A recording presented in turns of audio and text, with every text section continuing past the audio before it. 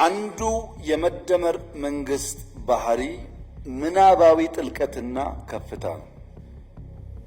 ስራን ጀመር ሲባል ይሄ ጉዳይማ አይሳካም። ሲሳካና ስናይ ደግሞ ማናግዞ ነው የሚለው ጥያቄ በብዙዎቻችን ጭንቅላት የሚመላለስበት ዋናው ምክንያት ሪሶርስን እንጂ ሶርስን ስለማናቅ ነው። የሶርስና የሪሶርስ ዝምድናን በትክክል ያልተረዳ ሰው የሚያገኘውን አንጡረ ሀብት፣ አንጡረ እውቀት፣ አንጡረ ጉልበት ደምሮ ፍሬ ሊያፈራ አይችልም። ሶርስ ማወቅ ያስፈልጋል። ሶርሱ ኔቸር ነው። ሪሶርስ ከዛ የሚቀዳ ነው። ሂውመን ሪሶርስ ሲባል የሂውመን ባለቤቱ ሶርሱ ኔቸር ነው። ማይኒንግ ሲባል ሶርሱ ኔቸር ነው። ማይኒንግ ከሶርስ የተቀዳ ሪሶርስ ነው። ብዙዎቻችን ሶርስን ሳናይ ሪሶርስ ከሪሶርስም የካፒታል ሪሶርስ ብቻ ስለምናይ ሌሎችን አናንቀንና ሳንሰን አሰናስለን የምናመጣውን ልማት ማሰብ አንችልም።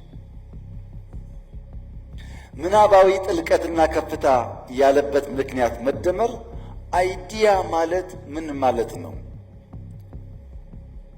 ስርወ ቃሉ የቃሉ መሰረት አይዲያ ማለት ቱ ሲ ማለት ነው። አይዲያ ማለት ማየት ማለት ነው።